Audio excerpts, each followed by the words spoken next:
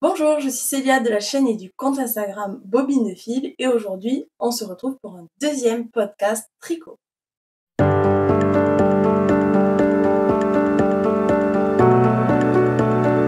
Aujourd'hui j'ai un projet terminé à vous présenter et j'ai démarré plusieurs en cours, je vous présente tout ça.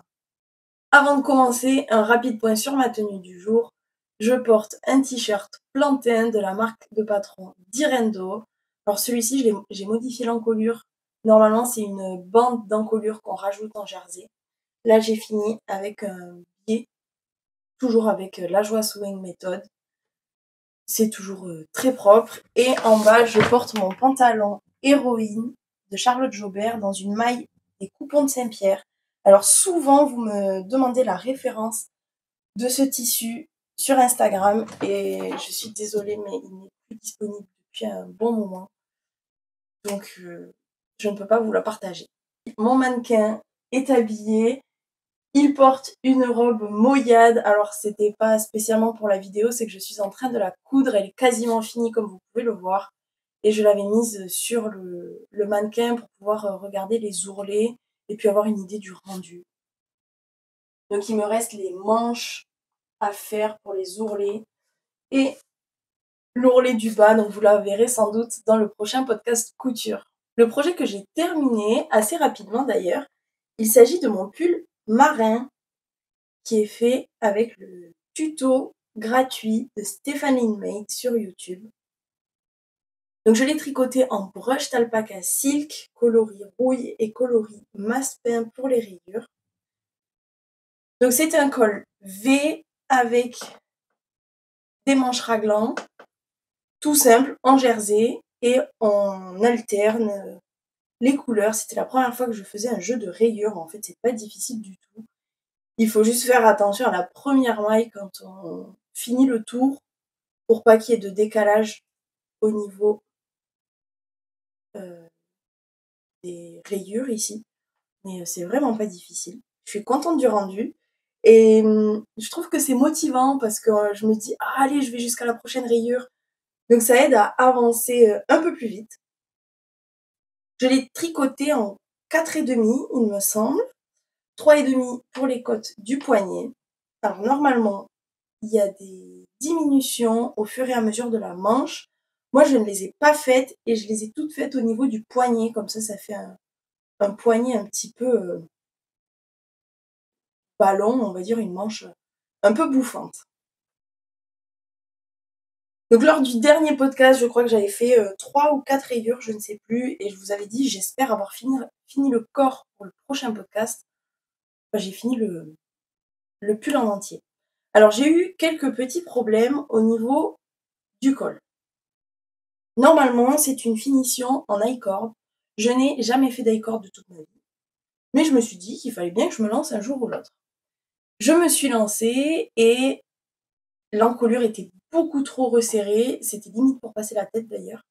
Mais mes rayures qui étaient horizontales ici, du coup, elles remontaient. Ça faisait une sorte de V tellement c'était tiré au niveau du col. Donc importable comme ça. J'ai demandé un peu d'aide sur Instagram. Il y en a qui m'ont conseillé de bloquer mon pull pour que ça s'étire un petit peu. J'étais vraiment pas convaincue parce que mon I-cord était vraiment super, super serré. Je pensais en fait, je sais pas pourquoi, mais dans ma tête, je pensais qu'un I-cord c'était un peu élastique, un peu comme du jersey quoi. Que nenni! C'était hyper rigide. Donc en fait, j'ai commencé par l'épaule droite, ensuite ça va dans le dos, donc dans le dos tout allait bien. C'est là que je me suis rendu compte que c'était super rigide, mais ça allait. J'arrive ici et là il faut relever 2 mailles sur 3, donc j'ai fait comme j'ai pu, je pense que je me suis pas trompée et j'ai fait ça de manière assez lâche avec les aiguilles recommandées. Je crois que c'était 4 et demi, j'ai un doute, 4,5 je crois. J'ai fait ça de manière assez lâche parce que j'ai vu que dans le dos c'était déjà bien serré et même en faisant ça, c'était pas suffisant. Donc j'ai tout détricoté. J'avais peur de détricoter l'i-cord. Je pensais que c'était super difficile à détricoter. Alors non, ce n'est pas difficile. Sauf que quand vous avez une laine poilue, telle que la broche Alpaca Silk. C'était un enfer.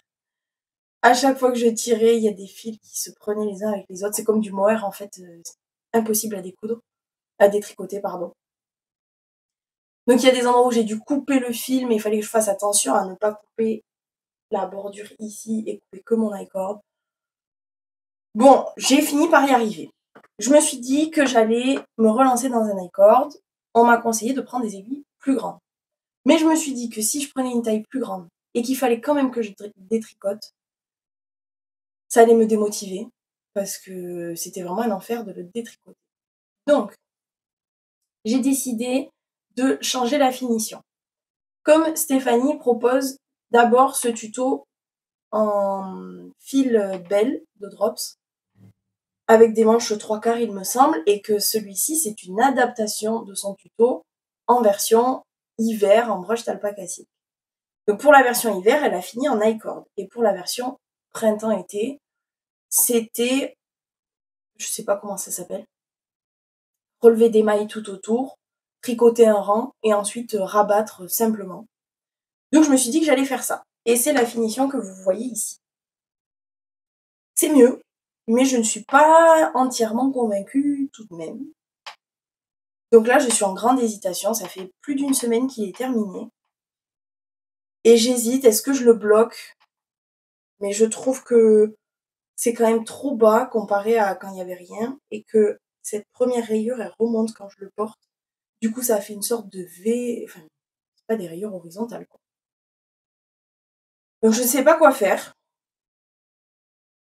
J'hésite à tout découdre, détricoter, pardon. Je dis découdre à chaque fois, mais il faut entendre détricoter. J'hésite à tout défaire et à laisser le bord brut, parce que le bord brut n'était pas si moche que ça. Il n'y a pas de raison qu'il se détricote si je rentre bien les fils. Je sais pas si vous avez une astuce pour me venir en aide. Donc là, pour l'instant, il attend dans un coin. Alors j'étais super pressée de le porter, parce qu'en plus cette laine, elle est toute douce. J'adore, je le tripote depuis tout à l'heure, mais elle est vraiment toute douce. Et bon, là, on a eu des températures assez chaudes ces derniers jours. Je n'ai pas eu l'occasion de le porter. Mais ça va se rafraîchir, et donc j'aimerais bien le porter avant cet été. Pour ça, il faudrait que je le bloque. Mais il faut que je réfléchisse à mon encolure. Donc j'attends vos retours. Dans mon précédent podcast tricot, je vous parlais de chaussettes, des chaussettes que j'avais commencé à tricoter en laine nord dans un coloris bleu pétrole et qui avaient beaucoup de motifs. Et je vous faisais part que c'était difficile pour moi déjà de trouver des aiguilles adaptées parce que j'aimais pas le magic loop, que les aiguilles double pointe j'aime bien, mais le fait qu'il y ait plein de motifs et qu'il faut que je fasse passer mon fil devant puis derrière avec toutes ces aiguilles, je m'en sortais pas. Et donc je m'étais démotivée pour les continuer. Je ne les ai pas reprises, donc elles n'ont pas avancé. Par contre, j'ai avancé sur le thème chaussettes. Vous avez été nombreuses à me conseiller les mini circulaires, donc c'est ce que j'ai acheté. J'ai pris celle de Knit Pro en zin, donc je les ai achetées en aiguille 2,5. Mais avant ça, je voulais tester avec des mini circulaires que j'avais, mais moi le kit que j'ai acheté et que j'avais déjà en ma possession, c'était de la taille 3 à la taille 5,5 ou 6, je ne sais plus. Donc je n'avais pas de 2,5 et je ne voulais pas acheter spécialement des aiguilles si j'allais pas aimer tricoter avec cette technique-là. Donc je me suis dit, je vais tricoter des chaussettes en aiguille 3. Je cherche un patron sur le site de Drops, donc un patron gratuit, et je me lance là-dedans. J'avais de la laine nord en coloris gris, donc je me dis, allons-y, on se lance. Donc j'ai voulu partir sur le modèle Walking on the Moon. Ce sont des chaussettes pour femmes entièrement en jersey, avec des côtes en haut qui se tricotent du haut vers le bas. Alors je prends mon anti-sèche, donc ils disent de monter 74 mailles avec des aiguilles 2,5, et ensuite quand on arrive à la partie en jersey, de réduire pour avoir 68 mailles et continuer en aiguille 3. Comme je n'avais pas d'aiguille en 2,5, je me suis dit que j'allais tout faire en 3 Et donc au lieu de monter 74 mailles, et ensuite de diminuer à 68, je vais directement commencer à 68, faire mes côtes et ensuite faire la tige en jersey, ainsi de suite. C'est ce que j'ai fait et donc voici ma première chaussette. Petit problème, c'est que arrivé ici où j'ai séparé le talon, donc j'ai pu l'enfiler et l'essayer. Et en fait, ici, c'était beaucoup trop large. Ça ne tenait pas à mon pied. Donc pourtant c'est taille 38, sur la photo ça a l'air de pas mal serré. Donc un peu dépitée. Je suis allée voir monsieur avec mes petits yeux doux en lui disant: «Tu veux pas une paire de chaussettes?» Donc je lui ai fait essayer et ça lui allait bien. Pas trop mal. C'était pas parfait, c'était un peu grand pour lui aussi, mais c'était quand même mieux que pour moi. Donc j'ai continué le talon, j'ai fait mes diminutions ici et j'ai continué. Donc là, j'ai adapté la pointure puisque moi j'étais partie sur un 38. Moi là, j'ai juste à continuer un peu plus pour que ce soit du 43. Et à la fin, je crois que j'ai pas bien suivi les instructions. J'ai fait un mix avec les chaussettes à la vanille de Marie-Christine Lévesque. Donc pour la fin, je crois que j'ai laissé 16 mailles sur chaque aiguille. Parce que là, du coup, je suis revenue avec des aiguilles, des grandes aiguilles, pour pouvoir avoir bien les deux rangs face à face. Et j'ai fait du grafting. Premier grafting de ma vie aussi.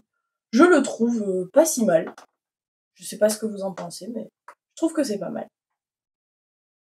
Donc voilà, je me suis lancée dans la deuxième chaussette. Et donc comme la tige était un petit peu trop grande, là je crois que j'ai monté que 64 mailles au lieu de 68. Donc il aura une chaussette un peu plus serrée que l'autre. Mais il ne m'en voudra pas, j'espère. Ce sont les premières. Donc il fallait bien qu'il y ait des petites erreurs. J'ai fait le talon et il me reste le pied à faire. Donc entre-temps, j'ai commandé mes aiguilles 2,5 en mini circulaire. Je les ai reçues et donc là, je me suis lancée dans une période chaussettes. Pendant 15 jours, c'était que chaussettes, chaussettes, chaussettes. J'ai acheté encore de la laine Nord, toujours de chez Drops. Donc là, c'est le coloris douce orchidée. Et donc, je suis partie aussi dans des chaussettes à la vanille. J'ai dans ma commande acheté aussi de la laine Fiesta et là c'est de la laine Dickie, c'est pas de la fingering, donc je me suis dit qu'il fallait que j'adapte les patrons de chaussettes. Donc en fait, je me suis dit: «Célia, tu enseignes des maths et tu ne t'en sers pas pour faire des chaussettes, c'est un petit peu un comble quand même». Donc j'ai pris mon échantillon, j'ai pris la circonférence de mon pied, j'ai enlevé 10 pour les anses et donc après un simple produit en croix pour pouvoir, savoir quel nombre de mailles il fallait que je monte. Je me retrouve avec un nombre de mailles, il fallait qu'il soit divisible par 2 ou par 4, je ne sais plus. Au moins par 2, c'est sûr. Par 4, je ne sais plus. C'est pas grave. En tout cas, j'ai monté 64 mailles, c'est divisible par 4. Donc forcément par 2 aussi. Heu, je me suis dit: «Je vais quand même pas faire des chaussettes que en jersey parce que je risque de m'ennuyer un peu». Mais je ne voulais pas non plus faire un motif tout le long, au risque que ce soit comme mes chaussettes bleues et que j'ai du mal à les finir. Je voulais aussi un motif que je puisse faire que sur la tige et plus sur le pied, au cas où, justement, j'en ai marre et que je puisse arrêter au niveau du talon. Donc j'ai cherché un petit peu sur internet et j'ai trouvé une super jolie torsade, première torsade de toute ma vie, à faire sur le dos du pied. Donc après, une fois que j'aurai commencé le talon, elle va disparaître. Je me suis inspirée des chaussettes de la Schtroumpfette, je crois. J'ai cherché ça sur internet, j'ai même pas vu si ça y était sur Ravelry. J'essaierai de vous mettre le lien si je le retrouve. En tout cas, j'ai juste vu qu'il y avait une torsade sur le dos et ça m'a inspirée. Ce patron dont je vous parle, il commençait par les orteils et il finissait par la cheville, ça ne me plaisait pas, donc je me suis juste inspirée pour la torsade. Donc j'ai fait que des mailles endroits pour le jersey, 2 mailles envers de chaque côté et là c'est une torsade sur 4 mailles, je sais pas comment on dit au niveau du vocabulaire. En fait, j'ai 4 mailles, j'en passe 2 devant, je tricote les 2 suivantes et je remets 2 sur les aiguilles. Donc je sais pas si on appelle ça une torsade à 2 ou à 4 mailles. En tout cas, voilà le principe. Et ensuite, je fais la torsade tous les 4 rangs. Et ça m'a donné ça.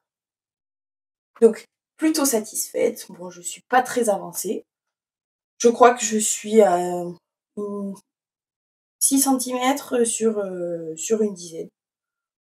Donc, voilà, je me mets à tricoter, je ne sais pas pourquoi. Je vous parle et je tricote en même temps. Voilà pour mon épisode, chaussettes pour l'instant. Donc dans mon précédent podcast, je vous parlais d'un cours qui était plutôt hivernaux. Donc il y avait le cardigan en point brioche, le Agnetté cardigan. Alors celui-ci, je ne vais pas vous en reparler, j'ai fait des nœuds dans les fils. Bon, c'est pas grave, parce que je n'ai pas du tout avancé depuis. J'ai juste passé un fil de survie ici parce que j'en avais pas passé sur ce côté. Et vous voyez, j'ai arrêté mes aiguilles parce que j'avais besoin des aiguilles 3 pour mes chaussettes grises pour pouvoir faire le grafting.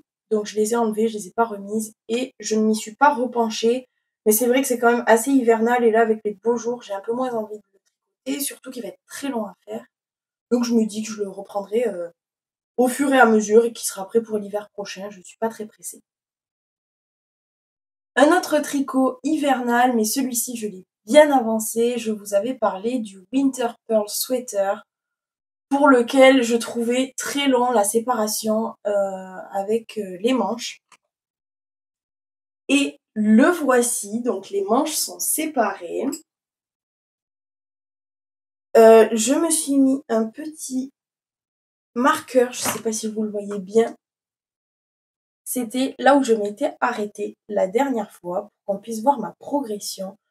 Donc j'ai fait 2, 4, 6, 11 motifs de plus. Je suis assez fière, j'ai séparé les manches ici.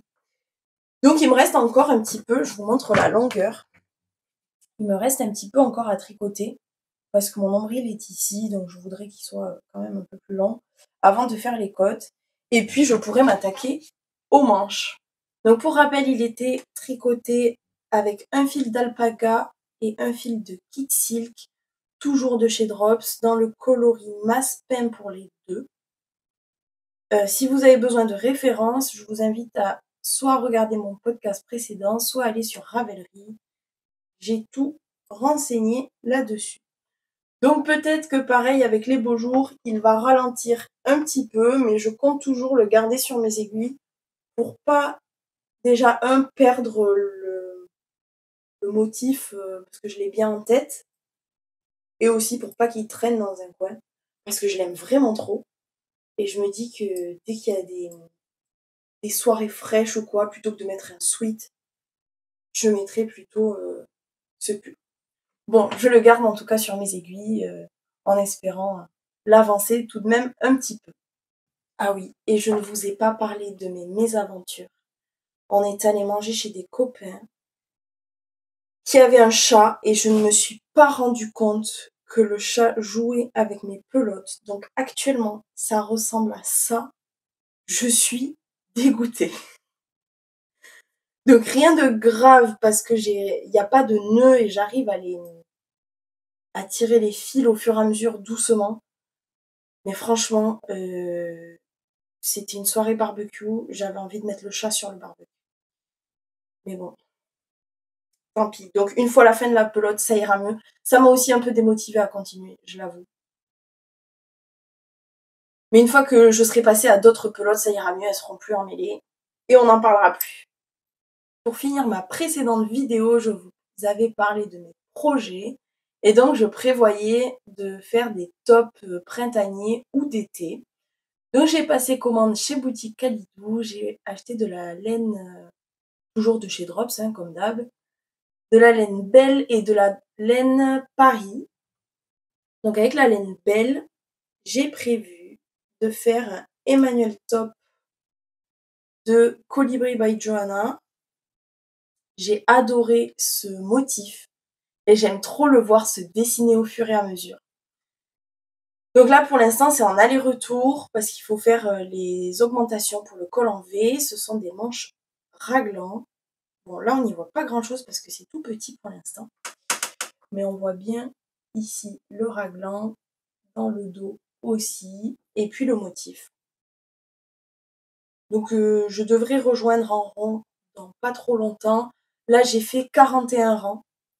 Donc là, c'est trop bien, j'adore, mais par contre, il me faut absolument les instructions sous les yeux et le diagramme. Parce que autant pour mon Winter Pearl Sweater, ça se fait sur 4 rangs et c'est intuitif. Un rang, on ne fait rien, un rang, on fait un jeté, l'autre rang, on fait rien et après, on fait les diminutions. Là, pour retenir l'alternance, quand est-ce qu'on fait les jetés, il y a des fois, on tricote 2 mailles, mais des fois, c'est 2 mailles ensemble et il y a des fois, c'est on glisse une maille et on la passe par-dessus l'autre. Donc là, j'arrive pas du tout à retenir l'alternance. Donc le patron, il est possible de l'acheter sur son site, mais il est aussi disponible gratuitement sur le site de Hobbii parce qu'elle l'a fait en collaboration, je crois, avec eux et donc sur leur site, il est disponible gratuitement. Moi, je l'ai pas acheté du coup, je l'ai téléchargé gratuitement. J'espère vous donner de ces nouvelles rapidement. D'ailleurs, je vais mettre un petit marqueur. Pour mes marqueurs, j'ai rien révolutionné. J'ai acheté ça sur Amazon. Et je n'ai pas spécialement de référence à vous donner. Mais si jamais, je vous mettrai en description si je retrouve là où je les ai achetés. Hop, voilà. On a notre petit marqueur bleu ici. Donc la prochaine fois qu'on se retrouvera pour un podcast tricot, on verra si j'ai bien avancé. Et comme si je n'avais pas assez d'encours, j'en ai encore démarré un. Je suis vraiment infernale. Quand je vois le nombre d'encours que je commence, je me dis mais non, mais faut que t'arrêtes. Mais c'est plus fort que moi en fait. Je me fais des négociations avec moi-même. Je me suis dit, si je finis mon pull marin, je peux attaquer un nouveau caston. Voilà. Bon, donc ça c'est le top Eco Mountain de Drops. Donc il est gratuit.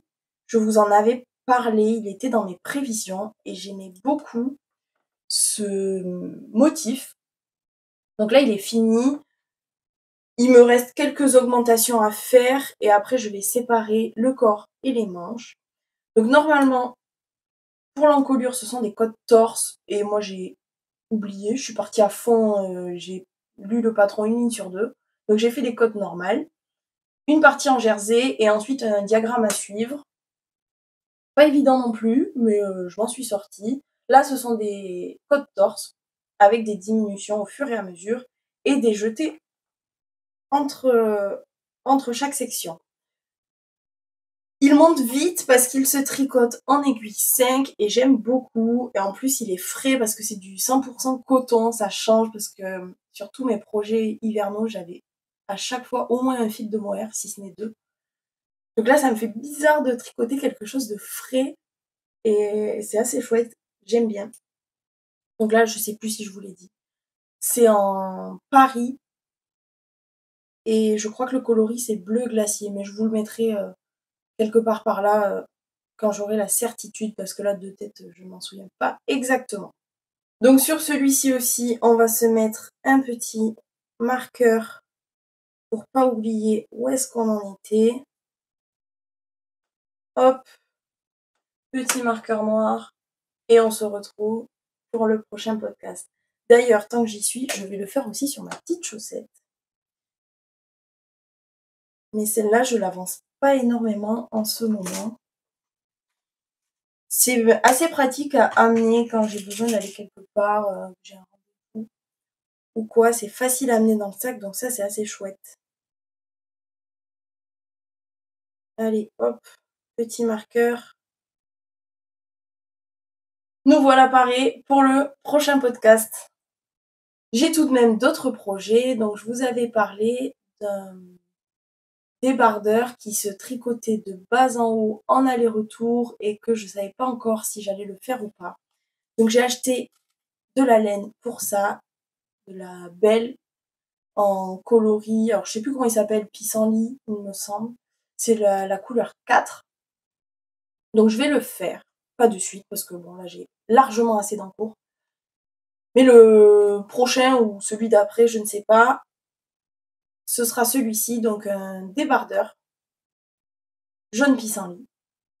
Et j'ai aussi acheté la même laine en vert, le coloris 10. Au départ, je l'ai acheté pour faire la même chose, pour me refaire un débardeur de bas en haut, mais le faire en circulaire plutôt qu'en aller-retour. Et puis, à force de réflexion et de voir ma laine là dans le stock, je me dis, j'aurais bien fait un petit t-shirt tout simple. Donc, j'ai vu que Stéphanie Maid avait fait un tuto, le t-shirt citronnade, si je dis pas de bêtises. Et il me plaît bien. Le problème, c'est que je n'ai que 6 pelotes parce que j'avais prévu de faire un débardeur et qu'il m'en faut un peu plus, je sais plus, entre 7 et 9. Donc, je pense que je vais repasser commande pour avoir le même bain que celui-ci et pouvoir compléter mon stock et me lancer dans le t-shirt citronnade. Voilà pour mes projets. Je pense que c'est déjà pas mal. Je vais pas m'étaler dessus. Il s'agirait avant de finir tout ce que j'ai entrepris et ça sera déjà pas mal. Voilà, cette vidéo est terminée. J'espère qu'elle vous aura plu. N'hésitez pas à me laisser des commentaires et à me dire ce que vous êtes en train de tricoter en ce moment. J'adore parce que vous me faites découvrir des patrons en général. Donc n'hésitez pas à m'en parler. Sur ce, je vous dis à bientôt et je vous souhaite de belles aventures créatives.